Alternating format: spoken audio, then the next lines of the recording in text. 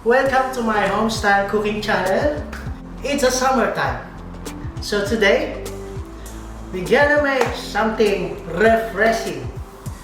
And it's an all-time favorite of everyone, especially our children. I'm gonna show you how to make a simple ice cream without any machine, without mixer, without ice cream machine, and of course, it is vegetarian. There is no eggs. Like a French ice cream, you have to make a custard base. So we will not do that one. We will make it simplified. And also, as a Filipino, as Asian people, we will make a flavor of coconut instead of putting a lot of eggs. Alright? So to start with, I have a saucepan and a whisk. So we need 3 cups of water.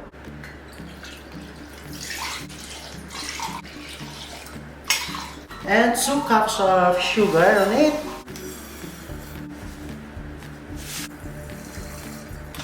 And then half cup of milk powder. You guys, when you are in the village, you can make it this. You don't need fresh milk. It is a light version actually. 1 teaspoon of vanilla extract.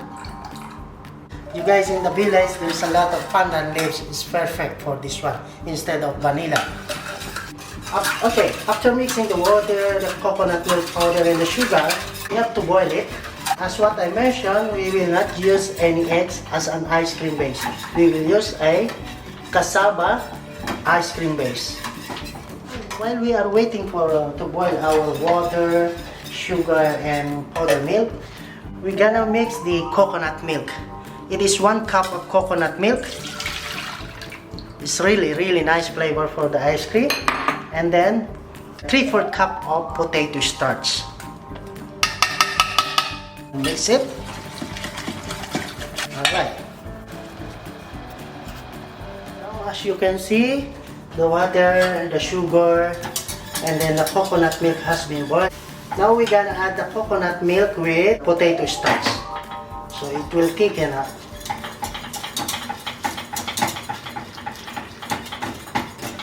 So we have to cook it until very thick.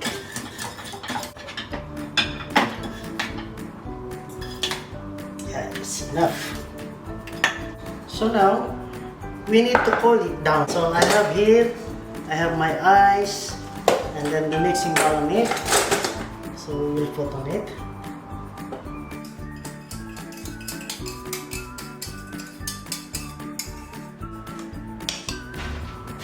The purpose of the ice is to cool down immediately. Now in the separate bowl, we need to fluffy the cream. You guys, if you have all-purpose cream, the small packet. So you guys, about 375 I think. So you can use 2 packets on that. But for me, I will use 3 cups on that cream.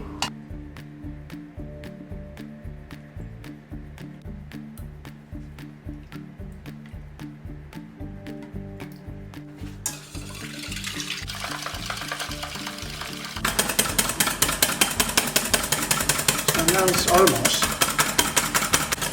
So you guys, you don't have machine, you do it like this. To make fluffy quickly, you put on the ice. Yeah. This is now what we are looking for. It's the ice cream base. Now we have to be divided into 2 because we're gonna make two flavor of it. One is mango, because now it's summer, it's a season of mango. One is the chocolate. I have the chocolate cocoa. It means it's 100% pure. So we have to divide into 2 the ice cream base.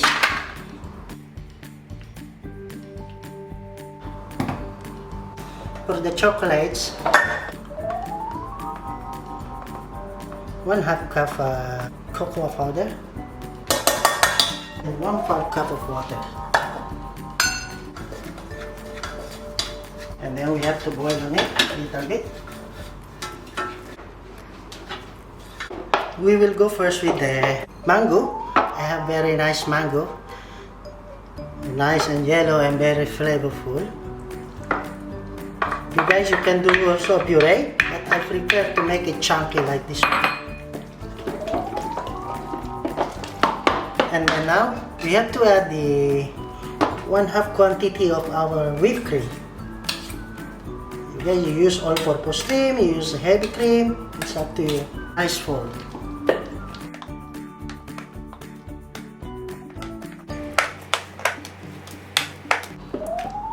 If you prefer to have a food color, it's up to you. But for me, I want the natural.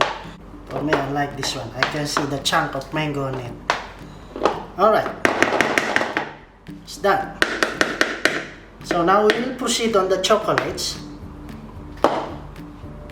We're gonna add now our chocolate flavor.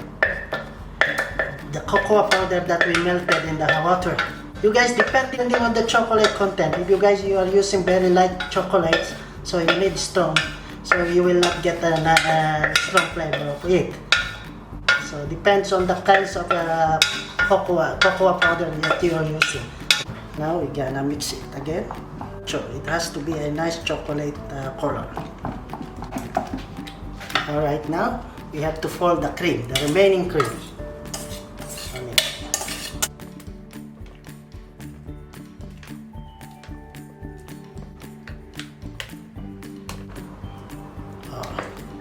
Alright, it's done. So we're gonna put now in our container. This is our chocolate ice cream. See how nice and fluffy this one. So we're gonna put now in our molds. I have a love fan here. The stainless one is the good one in the fridge. It's easy to set. While you are using a thick plastic, it will take too long.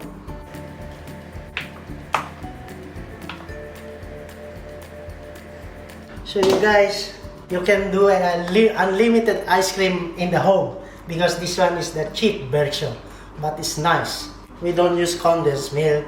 It's a little bit expensive. We don't use so much of eggs. We don't use a lot of milk. The fresh milk, we use only powdered milk. And then cover it. Make sure it's covered properly so the ice will not come inside. It will crystallize. It's grainy texture. So we have to cover very fine, very tightly. Alright, now it's ready for the fridge. You guys, you are thinking about the business. This recipe is really good for the business, to be honest with you, because this is the cheap version. So we have a small container.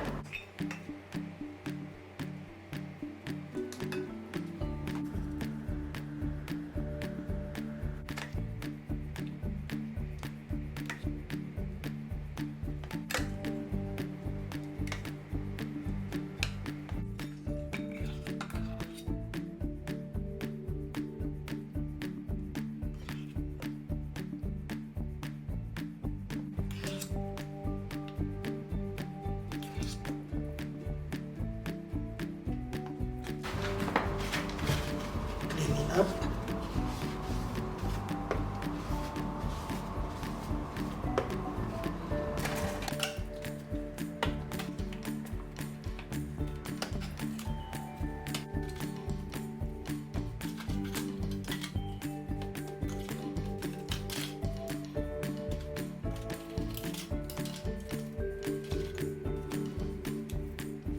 So now it's ready to go in the fridge. So we have to wait overnight. This kind of ice cream should be overnight, stay in the fridge. Because we put in the big container, so it will take too long in the fridge. So we're gonna put now in the fridge.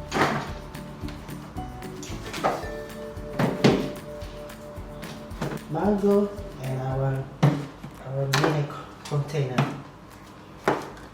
I'll see you tomorrow in the afternoon. Alright, now we're gonna scoop it. My two children is waiting for this one.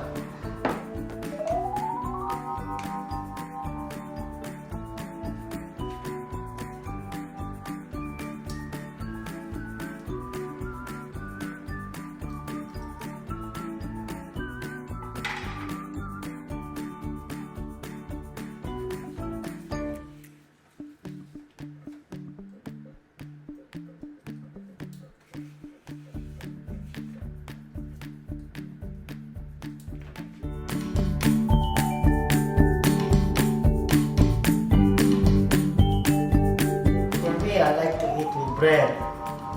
It's an ice cream sandwich. So lovely. It's very traditional Filipino.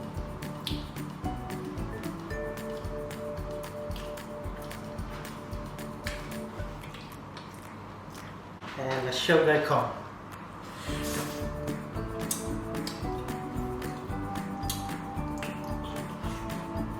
I loved it.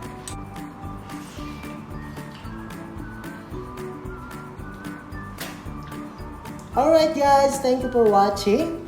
Happy cooking at home, and I'll see you on my next vlog.